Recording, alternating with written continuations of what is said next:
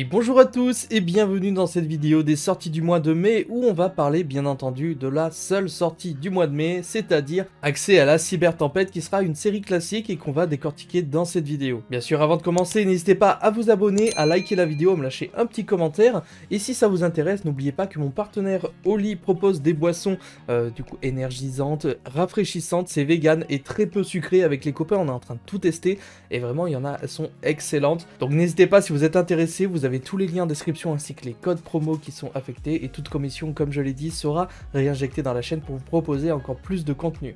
Les amis, nous sommes donc partis pour l'analyse des sorties de ce mois de mai avec le seul booster entre parenthèses qui sortira du coup le 4 mai 2023 et qui sera commercialisé normalement au prix de 84 € voire 89 € en fonction des boutiques. Maintenant, qu'est-ce qu'on va retrouver dans ce genre de série classique? Donc tout d'abord, il faut savoir que ce sont des boosters de 9 cartes avec 24 boosters par display et à l'intérieur on va pouvoir retrouver 8 communes et une super ou plus. Je le rappelle que c'est les fameux boosters avec les 5 Starlight à l'intérieur, donc bien sûr il y aura une analyse à ce sujet là et sinon au niveau des ratios ce sera 100 nouvelles cartes qui nous attendent avec 50 communes, 26 super rares, 14 ultra rares et bien sûr 10 secrets rares. Et comme je vous l'ai dit, 5 cartes disponibles en Starlight rare. Donc il faut savoir que les Starlight, c'est à chaque fois 4 Starlight qui appartiennent à la boîte. C'est-à-dire que, par exemple, vous avez une carte en super rare comme les charmeuses à l'époque. Et vous avez une de ces charmeuses disponible en Starlight. Parmi les 4, du coup, ce sera une sélection intéressante de la boîte. Et la 5e Starlight est une réédition. Petite analyse, dans Accès à la Cybertempête, il y a vraiment un monstre qui sera à l'affiche. C'est le Visa Starfrost. Et je pense potentiellement que celui-ci sera disponible en Starlight, à l'image du fameux dragon aile sombre où il était vachement mentionné dans DABL avec le support aile noire. Donc pour moi, Visa Starfrost sera une des Starlight, notamment celle qui sera rééditée. Vous l'aurez compris les amis, cette vidéo sera vachement courte parce qu'on n'a vraiment qu'une seule sortie à analyser et j'avais envie d'analyser en fait les cartes réellement avec vous. Donc on va réagir ensemble pour voir un petit peu le support et bien sûr les nouveaux archétypes. Donc nous sommes sur un site Yugi News, donc tenu par Yuri-sama, que je remercie infiniment. Donc ici nous avons tout simplement tous les archétypes qui vont être en support, ainsi que les nouveaux. Nous avons un booster TCG, un booster OCG, bref, toutes les cartes qui vous intéressent surtout, le support cyber, ce qui va intéresser énormément de monde. Donc ici nous avons le défenseur par feu et le fantôme par feu. Donc on va lire quelques cartes, on va pas tout lire parce que sinon ça va être très compliqué. Juste ici, si cette carte est envoyée au cimetière comme matériel, le lien pour un monstre cyber, vous pouvez invoquer spécialement un monstre par feu, celui-ci exclu depuis votre deck et vous ne pouvez pas invoquer spécialement de monstre cyber exclu le tour où vous avez activé cet effet. Si un ou plusieurs monstres par feu que vous contrôlez vont être détruits par un effet de carte, vous pouvez bannir cette carte depuis votre cimetière à la place. Donc elle a un effet pour invoquer spé, un pare-feu et un effet de protection. Celui-ci, c'est si cette carte est envoyée au cimetière comme matériel lien pour un monstre cyber, vous pouvez ajouter une magie piège Signet depuis votre deck à votre main, puis défausser un. Ça peut être très fort avec certains archétypes comme ça là et compagnie. Vous pouvez bannir cette carte depuis votre cimetière durant la end phase de ce tour, mélanger un monstre cyber depuis votre cimetière dans le deck. Donc voilà vraiment le support, il n'y a pas que ça, ne vous inquiétez pas, il y a des bons monstres par feu très intéressants. Nous avons les fameux et très attendus Supra lourd, donc Supra lourd, le support très intéressant, attendu par pas mal de joueurs Terre Machine et surtout qu'il y a un combo FTK. Je vous en parlerai pas spécialement dans la vidéo, mais je trouve ça aberrant et personnellement j'ai pas hâte de rencontrer le deck en entier ainsi que le support, donc vraiment je vais passer à travers ça. On va retrouver également le Bestial Alubert qui sera à la fois un support pour les dragons ténèbres, c'est un toniseur 4 etc. Je sais pas s'il sera joué plus avec Branded ou plus avec Dragon Link. Je pense plus avec Branded puisque son nom devient Albazo Déchu, c'est une carte très intéressante celle-ci. Ici nous avons le Argyros, le déchu, qui est soit un anti-sprite, soit un support sprite. Moi je sais pas comment le prendre en fait comme ça, puisqu'il est quand même ténèbres, tonnerre, comme les sprites. Et il dit que si un monstre de niveau rang lien 2 est sur le terrain, on peut invoquer spécialement cette carte depuis notre main sur l'un des terrains. Donc ça c'est hyper intéressant. Aucun joueur ne peut activer les effets des monstres liens qui pointent cette carte. Donc ça encore une fois, ça peut être dans certaines situations pour bloquer sprite ou tout simplement pour jouer au tour. Intéressant. Durant le tour de votre adversaire, en effet rapide, vous pouvez cibler un monstre X6 sur le terrain, détachez-en max de matériel. Et ça c'est pas rien non plus quand on sait que notre adversaire joue X6, eh bien on peut lui détacher ses matos et il ne pourra lui-même pas activer ses effets. Donc le Argyros, le déchu à surveiller, carte qui sera selon moi disponible en secret, parce qu'elle a l'air vraiment incroyable. On a du support jet de glace comme vous pouvez le voir bien entendu, on a un guide la vertueuse, ça c'est pas très intéressant. Le nouvel archétype, et là on va s'y arrêter très rapidement les amis quand même pour lire une ou deux cartes pour voir un petit peu ce que ça fait. Le nouvel archétype Manadom, donc les fameuses cartes qui vont se jouer avec le Visa Starfrost dont je vous ai parlé. Donc il y aura des monstres, des magies, des pièges je crois. Donc je ne connais pas spécialement. Durant la main phase, si cette carte est dans votre main, en effet rapide, vous pouvez cibler un monstre Manadom ou un monstre avec 1500 points d'attaque, 2100 de défense que vous contrôlez, détruisez-le. Si vous le faites, invoquez spécialement cette carte. Donc j'ai l'impression que, je crois que le Visa Starfrost il a 1500, 2100, je dis peut-être une bêtise. Si cette carte est invoquée normalement ou spécialement, vous pouvez ajouter une carte Manadom depuis votre deck à votre main. Donc une carte de tutorisation pour l'archétype, c'est vraiment pas mal. En plus c'est un niveau 4, un starter. Donc, ok, nickel. Alors, il faut savoir que Manadom se jouera tout simplement avec des monstres synchro, puisqu'ici on a un Terre Elf Synthoniseur niveau 2. Si vous contrôlez Visa Starfrost, encore une fois, ou un monstre à 1500, 2100, vous pouvez invoquer spécialement cette carte depuis votre main. Ok.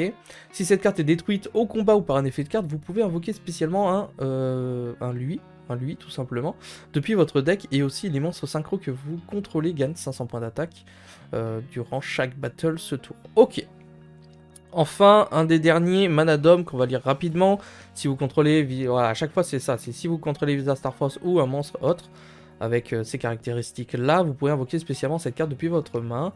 Et là, elle a dit, si cette carte est détruite au combat ou par un effet de carte, vous pouvez invoquer spécialement un lui-même depuis votre deck, puis augmenter son niveau de 2. Ok, donc pour l'instant ça dit pas grand chose sur l'archétype, mais je sais que ça a l'air très intéressant. Nous avons un nouvel archétype qui sera les Nemleria, donc attention bien entendu, ce ne sont pas les noms officiels, ce sont les noms un peu traduits par notre artiste Yorisama. Du coup malheureusement ça peut évoluer en fonction des archétypes, en fonction de tout ça en fait. Donc à voir. On va pas être fixé là-dessus. Les Nemleria, on va pas spécialement s'y intéresser tout simplement parce que ça a l'air un peu plus compliqué. Et par contre, les archétypes sont très moches. Je sais pas ce que vous en pensez. Je suis vraiment pas fan de tout ça. On a Lily Purely, super support pour l'archétype Purely qui fait beaucoup de résultats en OCG. Donc il va falloir s'en méfier également. Nous avons du support Mikanko, les amis. Nous avons tel chevalier. Ok, il y a deux tels chevaliers. On a eu Chenil Infini. On a des cartes incroyables, donc les fameux Amazing. On a ça, je sais pas ce que c'est, Empereur de l'épée, ça a l'air juste d'être une carte unique comme ça. Du Duprex, ok. Moissonneur, l'ange de la mort. On a du Spirit, un petit peu en support également. Dragon de la pomme centenaire, ça c'est une carte très intéressante que je vais vous demander de surveiller également. Un dragon synthoniseur niveau 2 lumière qui s'invoque spé, c'est incroyable. Si un monstre à effet exclu face recto sur le terrain, vous pouvez invoquer spécialement cette carte depuis votre main. Donc moi je pense tout de suite à Sword Soul qui a pas mal de monstres normaux sur le terrain et qui peut bénéficier d'un syntho niveau 2, c'est excellent. Durant la main phase, si vous avez invoqué par synchronisation un monstre synchro ce tour, vous pouvez bannir cette carte depuis votre cimetière, invoquer spécialement un jeton pomme centenaire Wyrm en plus, lumière niveau 2 100. Si vous utilisez ce jeton comme matériel synchro, vous pouvez le traiter comme un synthoniseur. Incroyable. Moi je pense directement à Sword Soul pour ça, parce qu'en plus on va être lock la plupart du temps en Wyrm. Ça peut être très intéressant, même s'il est dragon, si on arrive à le faire avant de faire Ashuna et d'invoquer un petit Wyrm derrière, ça peut être très intéressant. Bref, on a également des nouvelles cartes pendules, on a du Wannabe, ok, Lapine machin. Sage Cybers, donc après là on va rentrer dans les cartes d'extra deck qui sont révélées. Le Desarcwurm Cybers, ok, encore une fois ça va être avec des Signet et compagnie, on va pouvoir invoquer des trucs sympas. Peut-être que les Cybers vont pouvoir abuser également des monstres fusion, des monstres synchro, un peu à l'image de... C'était Inister qui pouvait invoquer tous les styles de cartes d'extra deck également.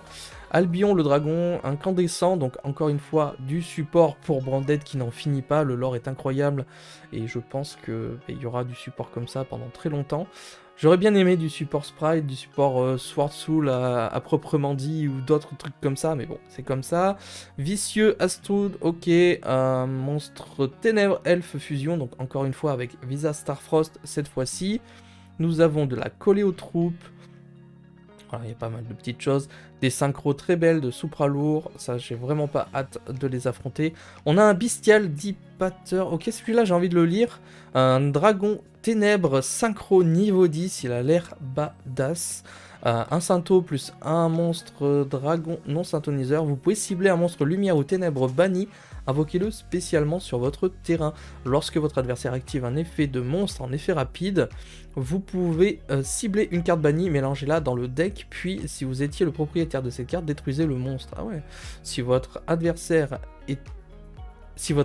l'était, annulez l'effet activé. Ok. Ok. Là on a du Despian, ok, je suis pas spécialement fan. Nous avons le fameux Prime Earth Mana Dome qui me fait vachement penser à Rise Earth des Kashtira. Ici c'est un synchro, donc synchro niveau 10 elfe, ok, lumière, assez générique, il faut juste un Syntho et un monstre lumière. Cette carte peut attaquer un nombre de fois chaque battle inférieur ou égal au nombre de synthoniseurs utilisés comme ces matériels synchro. Ok, votre adversaire ne peut pas cibler cette carte invoquée par synchronisation en utilisant un synthoniseur Mana Dome comme matériel avec des effets de carte. Ok, donc il a un effet de protection, c'est plutôt cool. Si cette carte invoquée par synchronisation face recto contrôlée par son propriétaire quitte le terrain à cause d'une carte de l'adversaire, vous pouvez invoquer spécialement un de vos Visa Starfrost ou un de vos monstres 1500, 2100 de def qui sont bannis ou dans votre cimetière. Encore une fois, ça va vraiment tourner autour de tout ça. Nous avons encore un peu de support KO, encore de tel chevalier bien sûr en extra deck. Nous avons du monde virtuel, ça fait longtemps. En vrai, je sais pas si ça va apporter quelque chose au deck, juste un X6 en plus, si ça va le faire revenir. Je vois qu'il est quand même Wyrm, donc à voir. À faire attention. Bon, après, il faut quand même 2 plus monstres niveau 9, enfin de niveau 9, ouais, c'est compliqué. Le fameux dragon par feu de singularité qui a l'air très intéressant. Je vais quand même passer, parce que sinon, on va y passer des heures à analyser toutes les cartes. Si ça vous intéresse, de toute façon, les nouveaux archétypes, j'essaierai de vous préparer une vidéo qui sont prévues, puisque vous savez que j'ai démarré le nouveau concept. En ce moment, j'analyse les staples de la méta, mais également, on va parler des archétypes qui vont être intéressants. Je pense que Mana Dome, à un moment donné, je vais devoir en parler. Ça va être intéressant, je pense, pour la suite. Protège codeur, pardon, bavard, très intéressant. On a du Solfacor, on a chasseuse nocturne de force S, donc un peu de support force S. Et ensuite, bien sûr, nous avons les magies pièges avec le Signet Retour, qui a l'air intéressant. Nous avons une petite magie âme épée. Si vous contrôlez un monstre synchro, ciblez une carte sur le terrain ou dans l'un des cimetières, bannissez-la. Ça c'est intéressant par contre, même si c'est une magie normale. Si votre adversaire contrôle un monstre rituel, fusion, synchro, X6 ou lien, vous pouvez bannir un monstre synchro depuis votre cimetière. Ajoutez cette carte depuis votre cimetière à votre main. On peut utiliser chaque effet qu'une fois par tour. Ok, rugissement très brigade, un petit peu de support également, on a juste une magie. On a du Kashtira, on a vraiment encore du Mana Dome, bien entendu, qui sera léger pour l'instant, mais qui peut être intéressant à combiner avec d'autres archétypes. Donc n'hésitez pas, si vous avez des infos là-dessus, avec quel archétype on peut le combiner. On a du Purli, bien entendu, du Mikanko encore ici, du Libromancien, du Tel Chevalier, du Solfacor. Et après, bon, c'est du bateau sushi. Ouais, on a du bateau sushi, du tonton, Signet Circuit. Et encore une fois, au niveau des pièges, on a quelques cartes marquées. Roi marqué flamboyant, étude du marqué. Vraiment, au niveau de Branded, il y a vraiment beaucoup de cartes. Donc ça va être compliqué. Là, bien sûr, ce sera surtout pour les bestiales. Mana Dome, encore une fois, présent ici, avec quand même quelques cartes, donc à voir un petit peu les raretés, bien sûr, de cet archétype. Renforcement, Dinomorphia, ok, on a vraiment beaucoup de choses. Piste de piège, donc ça c'est une carte, par contre je la trouve vraiment très intéressante. Je sais pas si elle sera en secret, mais ciblez un monstre que vous contrôlez, détruisez-le, et si vous le faites, posez un piège normal directement depuis votre deck. Il peut être activé ce tour, ça c'est juste incroyable. Le reste de ce tour, après la résolution de cette carte, vous ne pouvez activer qu'une carte piège. Ça c'est vraiment la restriction, mais si on choisit le bon piège, ça peut être très intéressant, ou le faire en fin de phase ou autre, ça peut être cool. Bref, le reste, c'est pas spécialement intéressant. On a fait à peu près le tour, en tout cas, des cartes révélées, parce que je crois qu'il n'y a pas tout, hein. Il n'y a pas les 100 cartes ici, ou alors je me trompe, je pense qu'il n'y a pas tout. Bref, on a fait le tour en tout cas de ce booster. N'hésitez pas à me dire en gros ce que vous pensez de toutes ces cartes, de toutes ces rééditions. S'il y en a que j'ai passées qui vous ont choqué, quelles sont pour vous les meilleures cartes attendues dans ce booster? Est-ce que c'est les Manadom? Est-ce que c'est le nouveau archétype? Je crois que c'était Nemleria. Dites-moi tout en commentaire. J'espère que ce nouveau style de vidéo avec le fait qu'on aille directement sur le site étudier les cartes vous plaît. Ça me fait peut-être un peu moins de travail pour moi au niveau d'enregistrer les images et compagnie. Et ça nous permet aussi de voir en direct les effets et d'analyser tout ça ensemble. Bien sûr les amis, c'était la seule sortie, sinon on parlerait d'autre chose. Le truc le plus probable qui peut se passer en mai, c'est qu'on ait enfin cette banlist tant attendue. Parce qu'on a envie de jouer au CDF à Lille et on a envie bien sûr d'étudier, de faire notre nouveau deck le plus rapidement possible. Parce qu'il y aura une banlist avant les nationaux, ça j'en suis absolument convaincu. Donc plus vite elle tombera, plus vite on pourra analyser quelle sera la nouvelle méta à ce moment-là. Et préparer nos decks pour tout simplement début juin. Encore une fois, j'espère que cette vidéo vous aura plu. Merci du soutien en ce moment que vous apportez sur la chaîne grandit énormément. Encore une fois, n'hésitez pas à aller checker tous les nouveaux concepts qui sont sortis sur la chaîne. Checker les partenaires parce que c'est ça qui m'aide vraiment à améliorer le contenu et la qualité de la chaîne. Et bien sûr, je vous donne rendez-vous pour une prochaine vidéo. C'était Yamiro. Ciao les potes.